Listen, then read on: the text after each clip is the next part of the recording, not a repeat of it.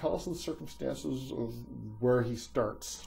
He has fled the country after what happened in the snowman.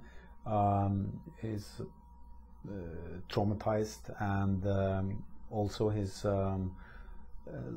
lifelong girlfriend Rakel has left the country with her with a boy. So he is living alone in Hong Kong in a place called Chungking Mansion, which is 4 blocks in the middle of Hong Kong, Nathan Road, where you can actually spend the rest of your life. You don't have to leave Chungking Mansion. Everything is there.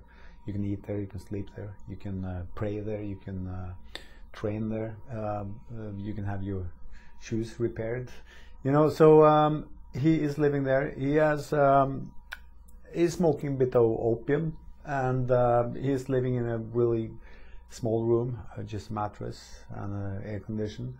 And there's a girl, a young female police officer who has arrived in Hong Kong looking for Harry, and the reason is that Harry is the only police officer in Oslo who has specialized in serial killers.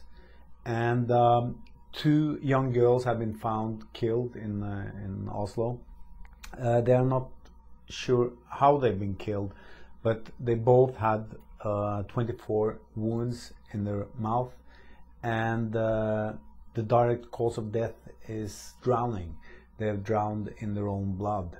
And so she finally finds Harry, and she tries to persuade him to come back to Oslo. He's not willing to come. He has no reason to go back to Oslo. And then she finally tells him that his father is ill, and he is in hospital, and he is probably going to die.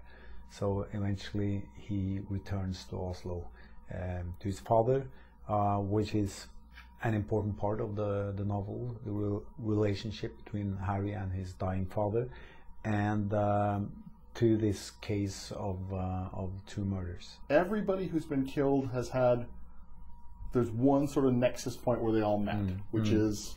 It's a cottage in the mountains in the middle of Norway.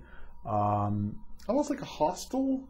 Sort of? Yes, it is. You do have those cottages in Norway where you can go skiing or hiking in the mountains, and you have to pay like $10-15, and then they will give you a key, and that key goes to all the cottages. So you can just, you know, you don't even have to bring food, and you don't even have to pay. You know, just put some money in the box, and there will be some food there.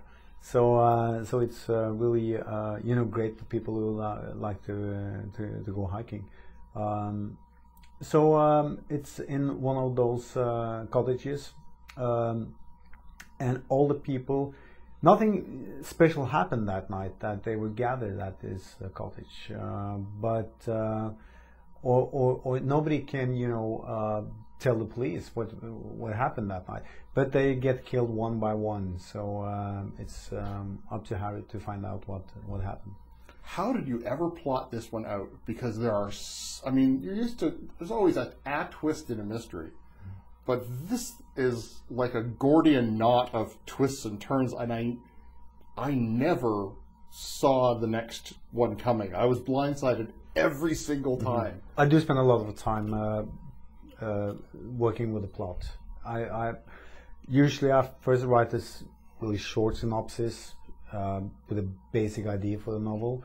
But then the second one and the third one, the last synopsis is around 100 pages, and by then I have worked a lot on the twists and turns, like you say. So it's very planned in detail, and I try to, you know, I have like 2 friends that I write for, and they are experienced readers of crime, so I try to, you know, impress them, and so they had to be. Yes, there had to be quite a number of twists and turns. I had to try to fool them. So this time I probably spent a year just working on the plot and the synopsis. Harry has a dark side, and he knows it, and he's okay with it, which is why I think he he can catch them because he can understand how that mind works. He desperately doesn't want to go there himself. No, that's true. I think that one of the fascinations that Harry have with serial killers, it's not that he thinks that he is a potential serial killer himself, but he can to some extent understand what it's about because he has this dark side. You know, for most policemen, the catch is sort of the climax. You know, for Harry, it's the other way around. It's an anti-climax. Same thing with serial killers when they do the killing. They expect the climax and it's not. And I think that maybe one of the reasons why Harry feels that way is that it's like he's chasing himself in a way. It's he is. I think he's aware of the fact that that he's closely related to these people. I love the series. I love Harry, and keep going. It's such fun to read. I will. Thank you so much.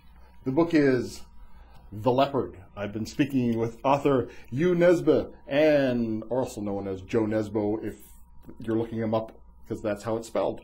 And Jo Nesbø's The Leopard is published by Random House of Canada.